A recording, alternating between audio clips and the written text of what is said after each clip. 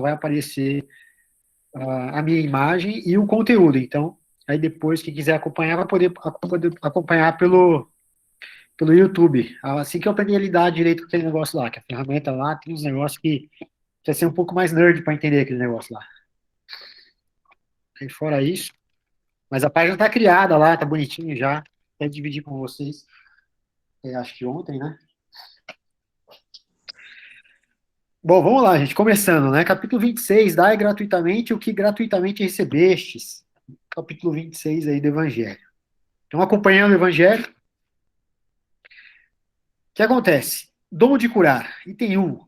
Restituir a saúde aos doentes, ressuscitai os mortos, curai os leprosos, expulsai os demônios. Dai gratuitamente o que gratuitamente haveis recebido.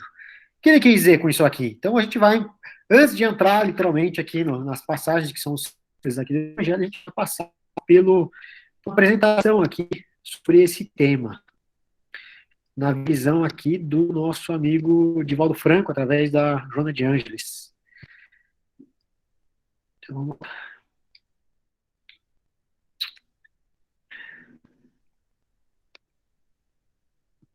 todo mundo vendo, né? Ninguém não está vendo, melhor dizendo. Então, interpretações do Evangelho. Divaldo Franco escreveu um livro aí, através da Joana de Ângeles, que é o espírito, um terapeuta, né? Uma psicóloga, na verdade. Peraí, que tem que autorizar aqui. E o que ela falou sobre isso? Capítulo 26, gratuidade do bem. E aí, para vocês acompanharem o que está no livro, em vez de eu ler ele aqui sozinho, eu trouxe para vocês, que daí vocês podem acompanhar, né? Então, para que a saúde seja restituída aos enfermos, torna-se necessário a radical transformação moral, porquanto do espírito procedem todas as manifestações orgânicas, emocionais e psíquicas. Ou seja, aquilo que quando se está doente, a doença, na verdade, fala que vem da onde? Ela pré-existe, ela vem da alma. Então é preciso ter o quê? A transformação moral. De novo, aquela história que a gente vem falando, né, nos últimos domingos, da transformação moral, da transformação interior. Por isso, Jesus se refere à possibilidade de ressuscitar os mortos.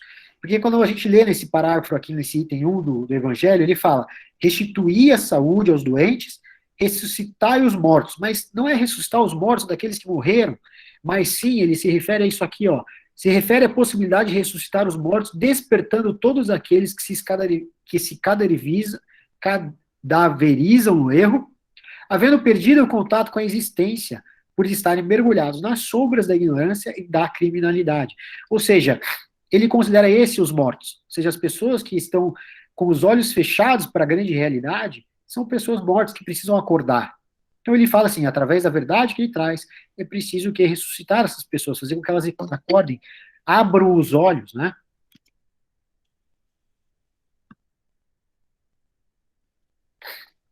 Então, por isso, a menção à ressuscitação dos mortos. Daí ele continua. A autêntica doação, firmada no desinteresse pessoal, constituía-lhes o sinal de união com Deus, a demonstração de que trabalhavam para o êxito do bem no mundo ante a certeza dos resultados da ação após morte. Aqui ele está falando dos apóstolos.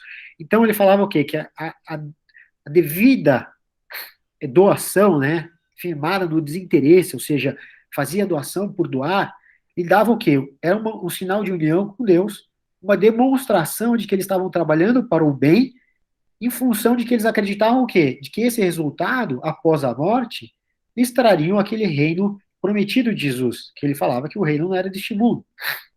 Então faziam-se o bem, acreditando com fé de que aquele era o caminho a ser seguido.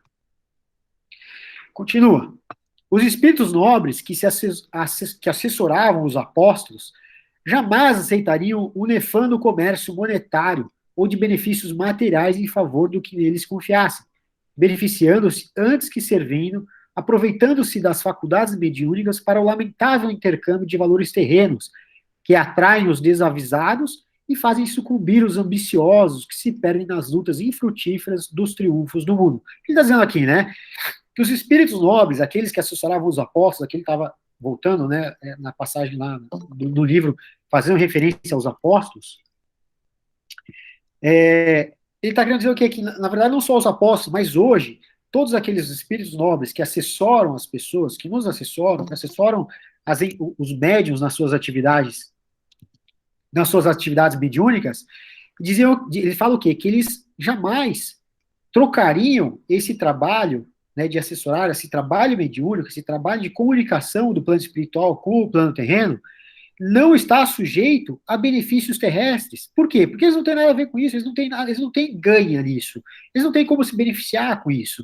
Então não faz sentido, que é o que ele coloca aqui, ó, aproveitando-se das faculdades mediúnicas, alguns médiuns, né, para o lamentável intercâmbio de valores terrenos, atraindo desavisados, porque não sabem que é assim que funciona o plano espiritual, então eles acabam trabalhando com pessoas que cobram para fazer um intercâmbio entre o plano espiritual e o plano terrestre, e aí sucumbindo os ambiciosos, ou seja, aquelas pessoas que têm o dom da mediunidade e acabam sucumbindo em função da moeda fácil, entre aspas, né, e se perdem por causa disso nessas lutas dos triunfos do mundo, ou seja, através dessa moeda que falta, ou seja, da carência material, usa-se do dom da mediunidade que eles têm para fazer uma venda, para comercializar isso. E aí o espírito nobre, ele fala assim, não, eu não estou sujeito a isso, porque a informação é minha, ela vem de mim, ela vem do plano espiritual, não vem de você, você é só uma ferramenta, então você não pode cobrar daquilo que você não é capaz de fornecer.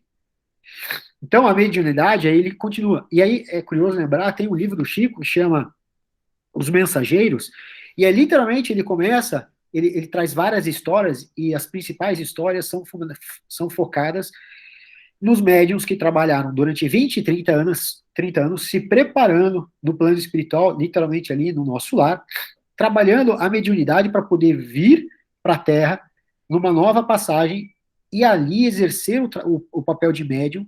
Então ele se prepara, vem para cá, mas acabaram sucumbindo. Então ele conta a história de diversos médiuns que foram preparados e que aqui sucumbiram, seja em função de deveres com a família, porque acabaram assumindo família quando não era para ter assumido, não era para ter desenvolvido, não era a vida não era para isso que ele vinha agora, ou aqueles que venderam, né, também esses dons em troca de moeda, então acabavam vendendo esse serviço de mediunidade, e também aqueles que acabavam, através daquela mediunidade tão profunda que eles tinham, indo atrás de pessoas do passado deles para se vingar, para você ver como o dom da reencarnação, né, aquela questão do esquecimento faz sentido. Essas pessoas lembrando quem foram seus algozes, ou as pessoas com que tinham diferenças, nessa reencarnação enquanto médium, acabaram usando a mediunidade para ir em busca dessas pessoas e se vingarem dela. Então, por isso que ele continua aqui, a mediunidade é uma conquista moral e espiritual que jamais privilegia sem que haja uma retaguarda de esforço pessoal e de realização edificadora. É assim que haja, que está escrito errado. Quem realmente se dedica ao bem e o faz de forma gratuita, experimenta alegria, que se expressa mediante a felicidade de poder doar ao invés de receber, ajudar antes de ser ajudado. Gente, é muito interessante que essa questão, né, tem a oração de São Francisco de Assis é justamente isso, que possamos doar, que possamos ajudar ao invés de ser ajudado. Que a posição, às vezes, a gente fala assim, nossa, tem que ajudar, ela pode ser desconfortável, mas é muito melhor estar na posição de ajudar do que estar na posição de ter de ser ajudado, porque ser ajudado é complicado. Imagine a pessoa, o quanto não tem que passar, né, para pedir ajuda, o quanto essa pessoa não está em necessidade, tem que passar por cima de todo o próprio orgulho, de toda aquela humilhação, por assim dizer, às vezes, e de ter que pedir ajuda. Então, ajudar é uma bênção. Poder estar na situação de ajudar é uma bênção, né? E a mediunidade é um trabalho, é um serviço de ajuda incessante. Continuando, Joana de Ângeles, então, vem assim, harmonizado com o bem, e aqui que está o curioso, né? Olha só, uma vez harmonizado com o bem, as forças morais geram energia curadora que altera a mitose celular. Olha só o que ele está falando assim. Essa harmonia com o bem ela é tal, de forma que as forças morais daquele indivíduo que está ajudando, que está sendo médium, possui energia curadora de tal forma que é capaz de alterar a divisão celular, a mitose celular, agindo no perispírito e compondo a malha vibratória a fim de que o organismo se beneficie e se refaça. O que ele está falando aqui? Vamos lembrar do tempo dos apóstolos ou outros médiuns que passaram por aqui, que tinham o poder da cura.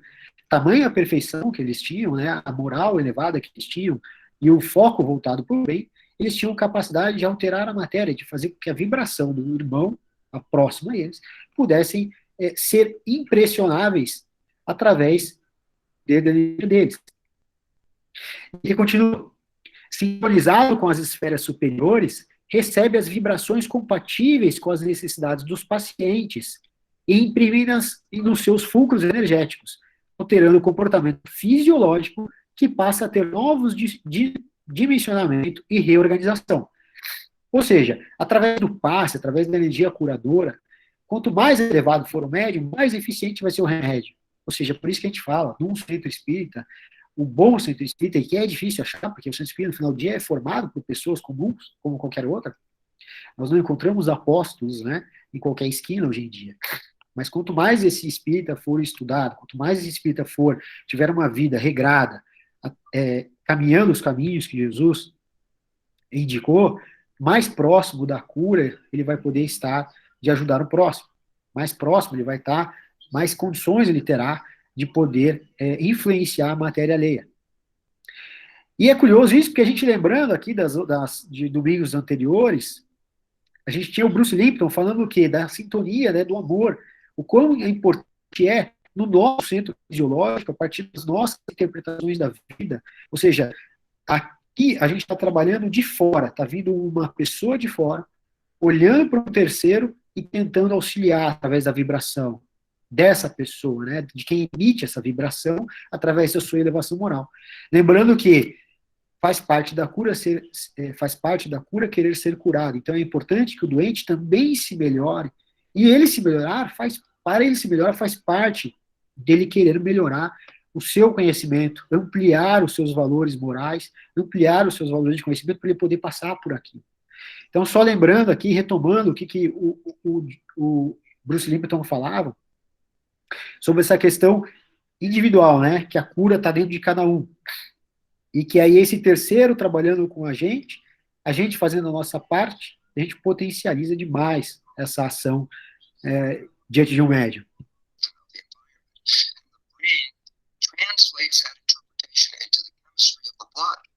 My interpretation of life is what determines the chemical composition of my culture media, my blood, and that is what determines my genetics. As I change my thought, I change the chemistry. So, simple understanding. I'm sitting here, my eyes closed, I open them up, I see someone I love. The chemistry of love, the interpretation of love, is translated into some very interesting chemistry. Dopamine is the result of love, which is pleasure. Oxytocin results from love, which is bonding to the source of pleasure. Vasopressin, when you're in love, vasopressin is a chemical that is released into the blood that makes you more attractive to your partner. Most importantly, growth hormone. When you're in love, the brain releases growth hormone. And why is this relevant? Because when you see somebody in love, you say, look how they glow. See how healthy they are. And the fact is, this is not just an accident or coincidence. This is directly tied to the chemistry of the blood. So in love, I'm enhancing the health and growth of my cells. I say, well, wait, just to compare the difference. I'm sitting here, this time, I see something that scares me. Well, the image or interpretation of that threat is translated by the brain into totally different chemistry. When I see something that scares me, I release stress hormones and inflammatory agents. And I go, why is this relevant? Because the chemicals that are released in the perception of stress shut down the growth of the cells and actually inhibit the immune system. You say, well, why should I do that to my body? Why should I shut off the growth and shut off the immune system? The answer is simple. When you perceive a threat, in the old days in school, we referred to that as activating the adrenal system, fight or flight. If you're being chased by a saber-toothed tiger, how much energy do you want to make available to run away from that tiger? Simple point. And my immune system is demanding energy to fight the bacterial infection. It demands a lot of energy if you think about it, because when you're sick, how tired do you get? And the answer is the immune system is using energy that it gets out of. So okay, here's the story. You have a bacterial infection and the saber-toothed tiger is chasing you. You're in charge of energy distribution. So how much of the energy you want to do to fight the bacteria? How much of the energy you want to do to run away from the tiger? I hope you get the answer, and the answer is I want 100% of the energy to run away from the tiger. Why? Because if I can't escape the tiger, the bacterial infection is not even a problem for me anymore. And the idea is this: when you're in fear, you take all the available energy of your body and use it for fight or flight purposes. You shut down growth and you shut down the immune system. And the chemistry of the blood will then redirect the genetics of the activity from growth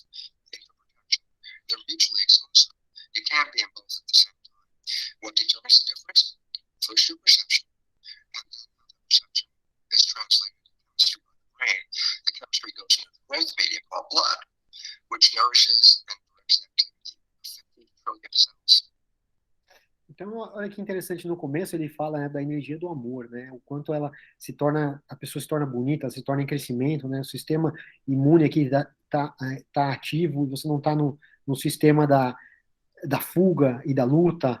Então, você está ali no sistema da multiplicação das células, do crescimento das células, em função dessa energia. E se a gente lembrar, na semana passada, Richard Davidson, né, naquela palestra dele, ele trouxe e falou assim, uma das questões que você tem que prestar atenção para ter um cérebro saudável é o quê? A interpretação que você tem de você mesmo, a sua narrativa interna, que é o que ele fala aqui, é aquela questão que a gente precisa saber, precisa entender, é a nossa interpretação do meio ambiente. Como é que nós estamos interpretando o ambiente externo e o ambiente interno? E a partir do momento do amor, o quanto ele desenvolve, o quanto nos deixa mais bonitos, até para nossa parceira, como ele coloca, e aqui na passagem de Joana de Anjos, né, ele usa o apóstolo, diz assim, o apóstolo, através da sua elevação moral, da sua elevação intelectual perante o próximo, consegue dirigir para com o próximo aquela relação de amor, aquela relação de carinho, aquela relação de cuidado, aquela relação de compaixão, que é o que Richard Davidson também falou no último domingo, que a gente trouxe. Então, ou seja, a compaixão para com o próximo ativa as células do próximo também. Então, se nós podemos receber esse tratamento de um terceiro, imagine se nós fizéssemos esse trabalho por nós mesmos também, né, unindo as forças. O que eu estou querendo dizer aqui é que o quê? O trabalho do Bruce, ele não fala, né, de um terceiro agindo por você, ele fala de si próprio, ou seja, está dentro de cada um de nós essa condição. Mas o Evangelho já traz aquela condição do quê? Da sua alta perfeição, da sua alta elevação, você é capaz de, inclusive, influenciar essas células de terceiros exatamente em função do mesmo sentimento, o sentimento do amor. Então, o sentimento do amor serve para você e serve para o próximo, ele atinge, né? Ele se amplia, ele se alastra. E aí, voltando um pouquinho mais ainda nessas apresentações, lá atrás a gente falou de uma moça, uma médica, Kelly Turner, ela fez aqui, a gente trouxe um vídeo dela aqui também, onde ela falava do câncer, da cura do câncer, e principalmente ela, enquanto era estudante de medicina, estava em Harvard, e ela passando 4 anos lá, ela se deparou com casos de remissão, ela chamou de remissão todos aqueles casos de curas improváveis, de pessoas que estavam no último estágio de câncer, que eles falam que é o estágio 4, o quarto estágio, que é ali onde se tem menos de 6 meses de vida, e de diversos tipos de câncer. Então ela começou a se deparar com isso, e no livro dela, que ela lançou, né, chama Remissão Radical, ela conta uma historinha, e eu vou ler para vocês rapidamente o trecho que ela trouxe no livro, um testemunho dela sobre a relação dela com o câncer. E ela disse mais ou menos assim, que a primeira experiência dela com câncer foi aos 3 anos de idade, quando o tio dela recebeu um diagnóstico de leucemia. Foi uma doença longa, um processo lento que se arrastou por 5 anos e projetou uma sombra sobre as reuniões familiares, causando em nós, crianças, um medo muito grande dessa doença chamada câncer. Ou seja, olha o medo, né? Com 3 anos de idade, você aprende a ter medo daquela doença. E aí o teu sistema de estresse, o teu sistema de conhecimento, o teu sistema de crença ficava preso com medo daquela doença, né? Como se fosse uma doença fatal. Ela tinha 8 anos quando o tio faleceu, deixando um filho de 9. E aí ela diz assim, então aprendi que os pais podiam morrer de câncer. Então ela enquanto criança, aprendendo, ela usa a palavra aprendi, ou seja, ficou gravado no sistema de conhecimento dela, no sistema de crença dela, de que os pais podem morrer e as crianças podem ficar sem pais. Porque quando você é criança, você nem pensa nessa hipótese, né? Se você enfrenta uma situação dessa.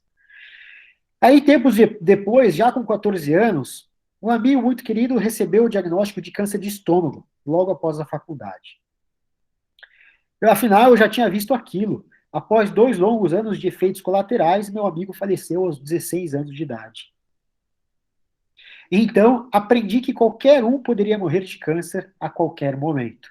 Olha só o que ela fez, né? Aí ela reforçou aquele sentimento que ela tinha, ela ampliou. Antes ela achava que os pais poderiam morrer, agora ela entendeu, ela aprendeu, através da vivência que ela tinha, de que qualquer um, então, poderia vir a morrer de câncer. Não era mais só os pais, né? Ela já crescendo e falou assim, esse negócio aqui é terrível. Então, receber um diagnóstico de câncer é quase que fatal. E aí ela começa a narrar durante o livro, né, que ela, de repente, ao ingressar em Harvard, ela conheceu a medicina complementar, que ela chamou aqui, daí ela fez yoga, meditação, práticas não ocidentais, práticas orientais, da qual ela foi cada vez mais se inteirando.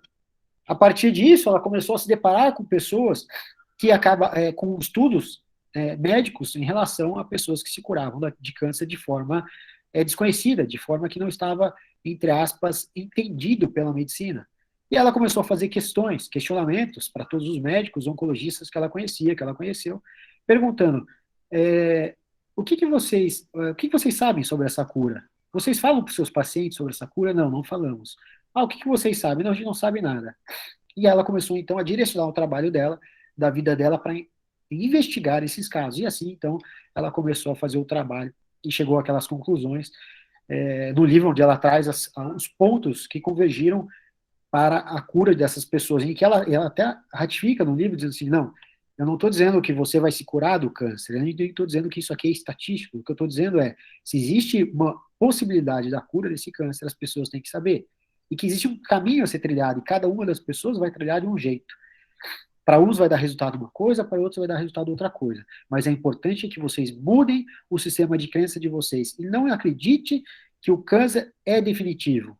Mas acredite que existem pessoas que se curam dele. Aí é outra questão, entrar no mérito de encarnações, etc. Mas a questão é, não acredite sempre, não fique com aquela impressão que você tinha, como eu tinha quando criança, mas amplie o seu horizonte de conhecimento, porque você vai ver que existem, sim, para todas as coisas, o horizonte é muito maior do que a gente imagina que seja. Qual é o sobrenome dela? É Kelly? Kelly Turner, Beleza, obrigada. dá para ver o livro. Enfim, aí continuando, Jana de Anjos, né? Aquele que explora em nome da mediunidade, justificando ociosidade e oportunismo, ou seja, aquele que explora a mediunidade em função de não ter trabalho, e aí então, oportunadamente, em função desse dom que eu tenho, atrai entidades semelhantes que se associam e passam a explorá-lo, vampirizando-o mais tarde. E aí ele fala assim, no seu severo discurso de esperança e consolo, Jesus adverte que concede a todos aqueles que o sigam os tesouros da transferência da saúde e paz.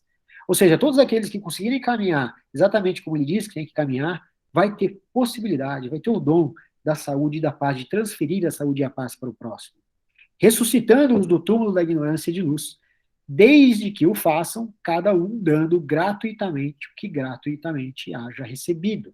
Ou seja, essa história de ir nas pessoas que cobram para ler o futuro, de pessoas que jogam, enfim, N situações tem por aí, é o que eles colocam aqui. Não, o espírito nobre não se preza a comercializar a informação, porque ele não está ali para isso.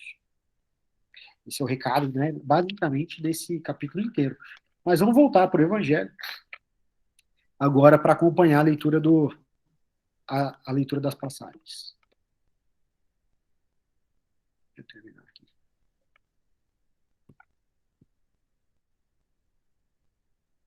Voltando. E tem dois do Evangelho, né? Dai gratuitamente o que gratuitamente haveis recebido de Jesus aos seus discípulos.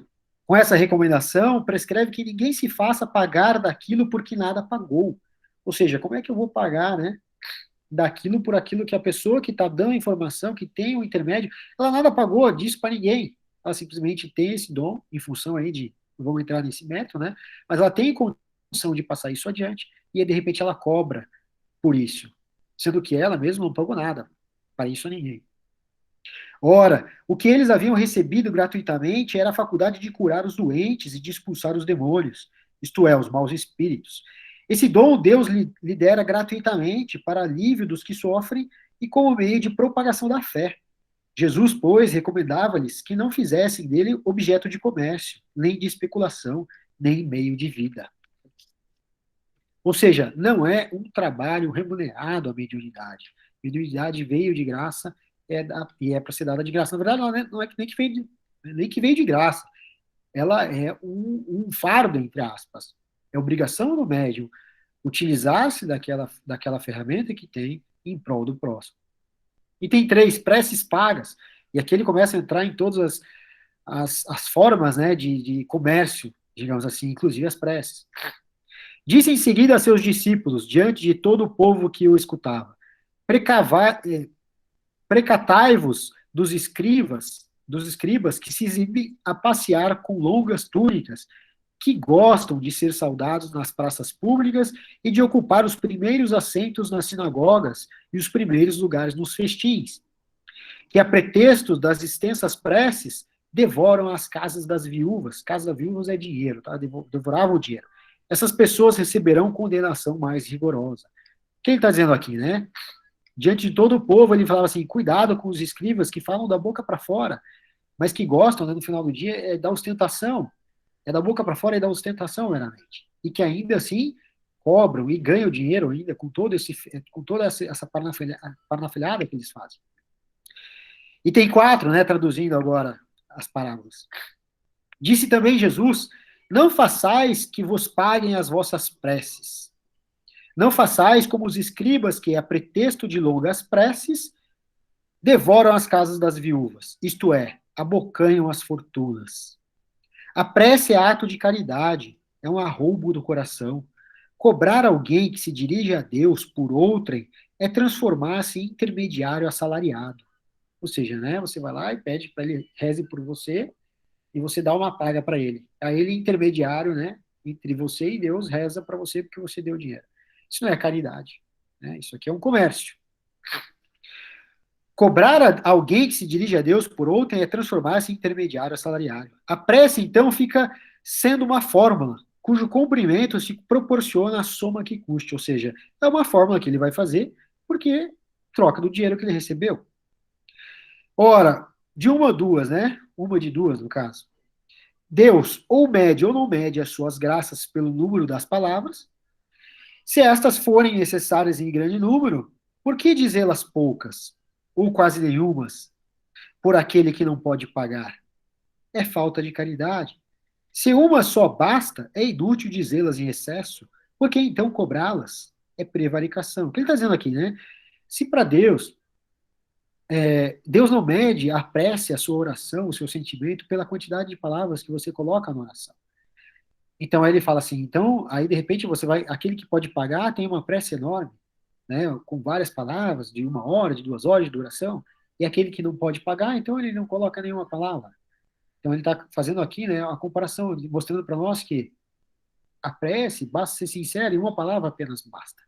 Então não é pela quantidade de palavras que você faz a sua sintonia, que você se dirige, que você faz a sua oração, mas sim pelo sentimento envolvido naquele momento. Deus não vende os benefícios que concede. Como, pois, um que não é, sequer o distribuidor deles, que não pode garantir a sua obtenção, cobraria um pedido que talvez nenhum resultado produza? Aqui ele está dizendo o seguinte, né? Como pode, então, aquele que nem sequer é o distribuidor das graças, dos benefícios de Deus, ou seja, aquele que você pagou para rezar para você, que é considerado intermediário, ele não é um garantidor de que aquilo vai acontecer. Então, se ele nem isso é, por que você ainda paga esse cara para fazer por você? Que envolvimento esse terceiro teria para rezar por você, se ele nem sequer está inserido na emoção que você está? Não é possível que Deus subordine um ato de clemência, de bondade ou de justiça, que da sua misericórdia se solicite a uma soma em dinheiro.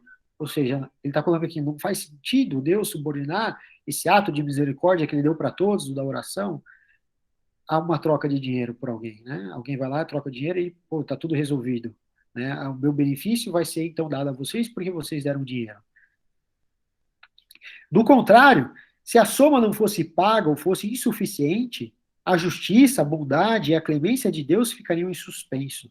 Né? É o que ele fala aqui, né? E muitas vezes, né, ao longo da história, isso que foi plantado na sociedade, essa questão de que, poxa, então aquele que não pode pagar não vai ter a ajuda de Deus, e aí vai ficar de fora da clemência de Deus, porque ele não tem o dízimo dado.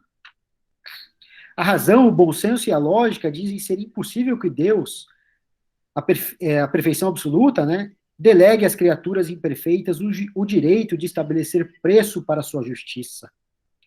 A justiça de Deus é como o sol, existe para todos, para o pobre como para o rico, pois se considera imoral traficar com as graças de um soberano da terra, poder-se-á ter por lícito o comércio com as do soberano do universo.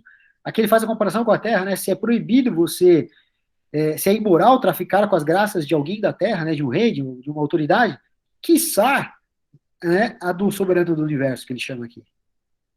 Ainda outro inconveniente apresentam as preces pagas, é que aquele que as compra se julga, as mais das vezes, dispensado de orar ele próprio, porquanto se considera quite desde que deu o seu dinheiro. É aquela coisa, muita gente acaba pagando e falando assim, não, eu paguei, tá lá, vai orar para mim. Tem o mesmo efeito? Né? É isso que ele coloca.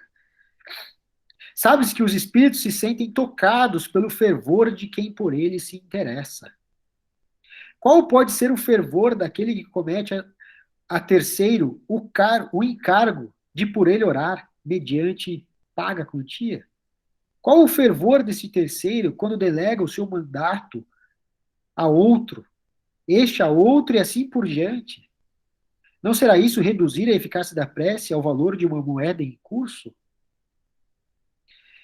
É lógico, gente, a gente, quando ora e pede para alguém orar também por nós, a gente não está simplesmente terceirizando, a gente está pedindo uma ajuda, mas a gente não está deixando de fazer a nossa parte.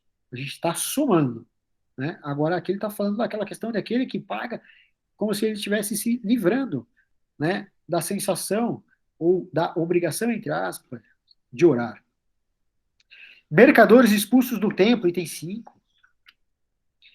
Eles vieram em seguida a Jerusalém, e Jesus, entrando no templo, começou por expulsar dali os que vendiam e compravam.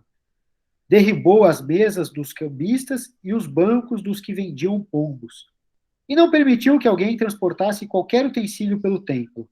Ao mesmo tempo, os instruía, dizendo: Não está escrito, minha casa será chamada para a casa de oração por todas as nações? Entretanto, fizeste dela um covil de ladrões. Os príncipes dos sacerdotes, ouvindo isso, procuravam meio de o perderem, pois o temiam, visto que todo o povo era tomado de admiração pela sua doutrina.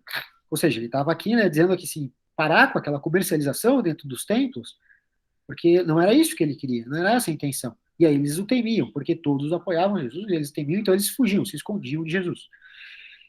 Item 6. Jesus expulsou do templo os mercadores, condenou assim o tráfico das coisas santas sob qualquer forma. Deus não vende a sua bênção, nem o seu perdão, nem a entrada no reino dos céus. Nem tem, pois, o homem o direito de lhes estipular preço. Ainda tem essa, né? Quanto vale uma prece? Mediunidade gratuita, item 7. Agora sim, puxão de orelha nos médiuns, né? Os médiuns atuais, pois que também os apóstolos tinham mediunidade, igualmente receberam de Deus um dom gratuito, o de serem intérpretes dos espíritos para a instrução dos homens, para lhes mostrar o caminho do bem e conduzi-los à fé, não para lhes vender palavras que não lhes pertencem a eles médiuns, visto que não são fruto de suas concepções, nem de suas pesquisas, nem de seus trabalhos pessoais. Deus quer que a luz chegue a todos, não quer que o mais pobre fique dela privado e possa dizer, não tenho fé porque não pude pagar. Não tive o consolo de receber os encorajamentos e os testemunhos de afeição dos que pranteio, porque sou pobre. Tal a razão porque a mediunidade não constitui privilégio e se encontra por toda parte. Fazê-la paga seria, pois, desviá-la do seu providencial objetivo. Ou seja, está dizendo aqui, fazendo uma referência àquelas pessoas que são pobres e falaram assim, você não podia pagar, por isso você não teve acesso. E por isso que ele proíbe a paga da mediunidade. Ele fala assim, a mediunidade está em todo lugar e tem que ser gratuita. Por quê? Porque todos têm acesso a ela, todos devem ter acesso a elas, todos podem ter acesso a ela. Não é lícito cobrar por algo que não é seu, por uma comunicação que não nasceu de você, que veio do mundo espiritual. E essa comunicação do mundo espiritual, ela não é uma comunicação de instrução intelectual, uma comunicação onde vai ensinar a pessoa os caminhos da vida para que ela possa ter sucesso material e assim por diante. Porque isso dependeria de um médium um pouco mais elaborado, de um médium estudado, de um médium com maiores conceitos para trazer, para ser utilizado pelo próprio espírito. Os conceitos aqui da mediunidade, que são passados adiante, são aqueles conhecimentos morais, aqueles conhecimentos que estão no Evangelho, aqueles conhecimentos do caminho da vida, do caminho voltado para uma vida futura. Ou seja, são os caminhos, as instruções que são passadas quando você vai num centro e que normalmente as pessoas olham e falam, mas isso eu já ouvi em todos os lugares. E vai continuar ouvindo, porque essa é a mensagem comum que todos os espíritos têm para trazer para nós. Item 8. Quem conhece as condições em que os bons espíritos se comunicam, a repulsão que sentem por tudo que é de interesse egoístico, ou seja, egóico, né? Olha só, quem conhece as condições em que os bons espíritos se comunicam, né? A gente estava falando ali, os espíritos nobres não se dão ao luxo, né? Não compactuam com a venda das informações, com a venda da comunicação. A repulsão que sentem por tudo que é de interesse egoístico, ou seja, o interesse egoístico é o quê? Você pegar uma informação que não é sua, né, e aí repassar através do comércio. E sabe quão pouca coisa se faz mister para que ele se afaste, ou seja, por um pouquinho de desvio, esses nobres espíritos já se afastam. Jamais poderá admitir que os espíritos superiores estejam à disposição do primeiro que apareça e os convoque a tanto por sessão, ou seja, os convoco, né, por uma X reais, X dinheiro. O simples bom senso repele semelhante ideia. Não seria também uma profanação evocarmos por dinheiro os seres que respeitamos ou que nos são caros? Faz uma comparação, né? É fora de dúvida que se podem assim obter manifestações, ou seja, você pode sim ir nesses lugares e obter manifestações espirituais através de quantia paga. Mas quem lhes poderia garantir a sinceridade? Os espíritos levianos, mentirosos, brincalhões e toda a caterva dos espíritos inferiores, nada escrupulosos, sempre acorrem prontos a responder ao que lhes pergunte, sem se preocuparem com a verdade. E aí, de novo, eu volto para aquela questão que a gente falou semana passada. Quantos de vocês já não foram em lugares assim, eu incluindo, ou conhecem pessoas que foram em lugares assim e voltam de lá indicando esses lugares e falam, meu, vai lá que é super bom. Por quê? Porque ele não vai te dar notícia ruim, ele não vai te falar aquilo que você não quer ouvir, ele não vai te falar aquilo que você precisa ouvir, ele vai te falar aquilo que você quer ouvir, porque é assim que funcionam os espíritos inferiores. Eles são materialistas, eles têm os mesmos interesses mesquinhos que nós. Quem, pois, deseja comunicações sérias, deve, antes de tudo, pedi-las seriamente, e, em seguida, inteirar-se da natureza das simpatias do médium com que os seres do mundo espiritual. Ora, a primeira condição para se granjear a benevolência dos bons espíritos é a humildade, o devotamento, o altruísmo, o mais absoluto desinteresse moral e material. Ou seja, se você vai no lugar e o cara te cobra, você já vê que ele tem um interesse, e não o desinteresse. Ele não está ali para fazer o bem para você, ele está ali pensando primeiro no próprio bem material, no interesse egoístico dele em primeiro lugar, e depois ele te fala o que você quer ouvir. Item 9. A par dessa questão moral, apresenta-se uma consideração efetiva não menos importante que entende com a natureza mesma da faculdade. A mediunidade séria não pode ser e não será nunca uma profissão, não só porque se desacredita moralmente, identificada para logo com a dos ledores de boa sorte, como também porque um obstáculo a isso se impõe. Qual é o obstáculo? Ele fala assim, né? É que se trata de uma faculdade essencialmente móvel, fúgida, imutável, com cujo perenidade ninguém pode contar, ou seja, ela não é para sempre. Se você desviar o caminho, você perde ela. E aí você substitui os seus mentores. Aqueles mentores nobres que estavam do seu lado se afastam e trocam outros mentores com os mesmos interesses aos quais você está conectado agora. Constituiria, portanto, para o explorador, uma fonte absolutamente incerta de receitas, de natureza a poder faltar-lhe no momento exato em que mais necessário lhe fosse. Na verdade, a gente até acha que isso acaba não acontecendo, né? Porque ele pode até faltar, né, dos nobres espíritos, mas dos outros espíritos que o substituem acabam ali fazendo às vezes, e ele continua mantendo, né, enfiando o pé na jaca, digamos assim, aumentando ali as suas dívidas, porque ele acaba trazendo informações que são de interesses mesquinhos, interesses que os espíritos já, até no início do Evangelho, quando a gente vai ler lá atrás, quanto ele foi, como ele foi criado, o Evangelho, o livro dos Espíritos, ele dizia que os espíritos não estão aqui para matar a curiosidade de ninguém.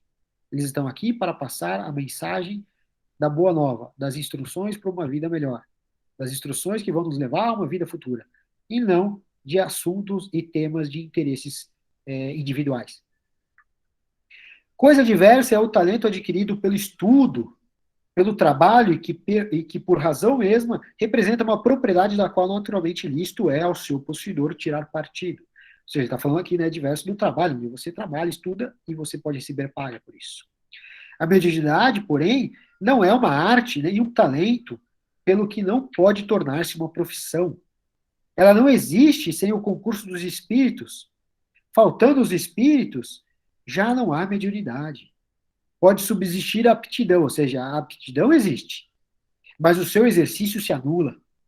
Daí vem não haver no mundo um único médium capaz de garantir a obtenção de qualquer fenômeno espírita em dado instante. Estourar alguém a mediunidade é, consequentemente, dispor de uma coisa da qual não é realmente dono. Afirmar o contrário é enganar a quem paga. Há mais. Não é de si próprio que o explorador dispõe, é do concurso dos espíritos, ou seja, é da ajuda dos espíritos, das almas dos mortos, que ele põe a preço de moeda. Essa ideia causa instintiva repugnância. Foi esse tráfico, degenerado em abuso, explorado pelo charlatanismo, pela ignorância, pela credulidade, pela superstição, que motivou a proibição de Moisés. O moderno espiritismo, compreendendo o lado sério da questão, pelo descrédito a que lançou essa exploração, elevou a mediunidade à categoria de missão. Item 10. A mediunidade é coisa santa, que deve ser praticada santamente, religiosamente. Se há um gênero de mediunidade que requer essa condição de modo ainda mais absoluto, é a mediunidade curadora. O médico dá o fruto de seus estudos, feitos, muita vez, à custa de sacrifícios penosos. O magnetizador dá o seu próprio fluido, por vezes, até a sua saúde. Podem impor-lhes preço. O médium curador transmite o fluido salutar dos bons espíritos, não tem o direito de vendê-lo. Jesus e os apóstolos, ainda que pobres, nada cobravam pelas curas que operavam.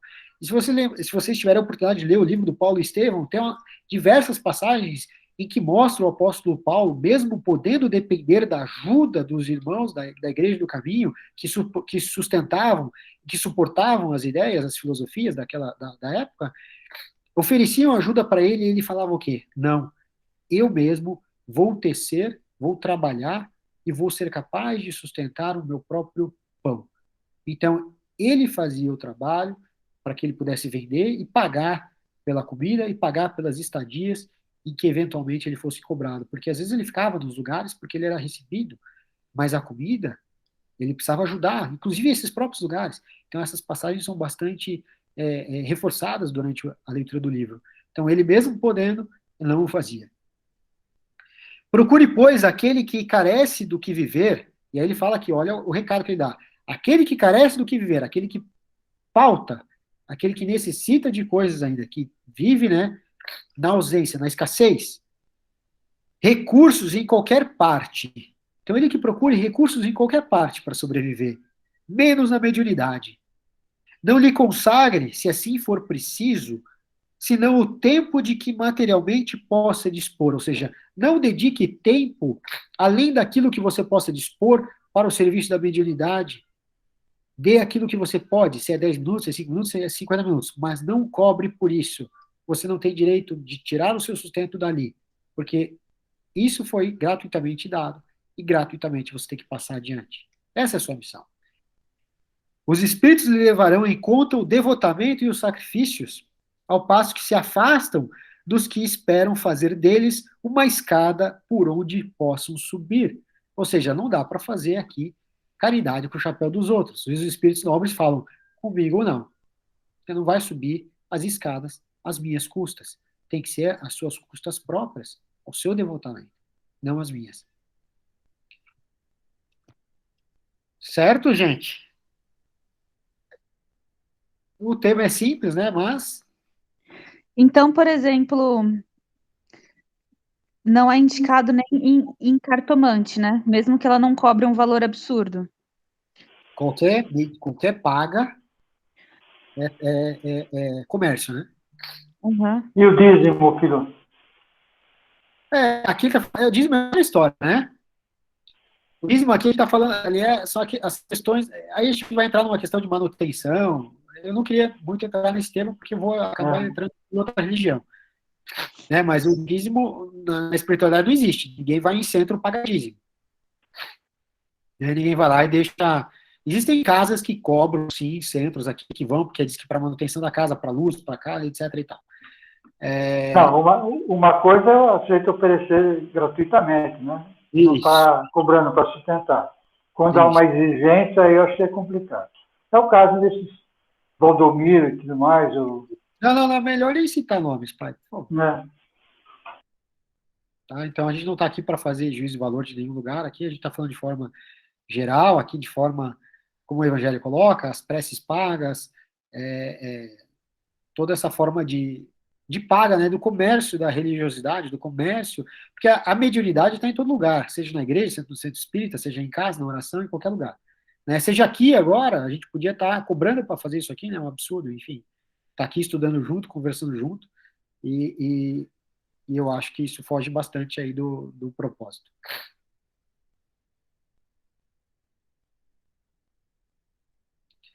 Certo, gente? Assim, se alguém quiser ficar para tirar dúvida, se não, uma boa semana para todo mundo.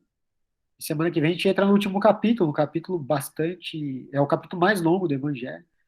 E aí depois a gente entra aí na revisão, e a revisão vai ter bastante coisa nova, bastante livro auxiliar, porque o Evangelho vai ser um pedacinho. E aí esse pedacinho vai acabar atraindo aí os outros materiais, e todos os dias terão materiais aí para ser apresentado. Tá bom? Tá bom, então, Ângelo. Muito obrigada. Obrigada, gente. Boa noite. Boa semana. Boa noite. Obrigada, pessoal. Obrigada, boa noite. Obrigada, boa noite. Beijo. Obrigado, Ângelo.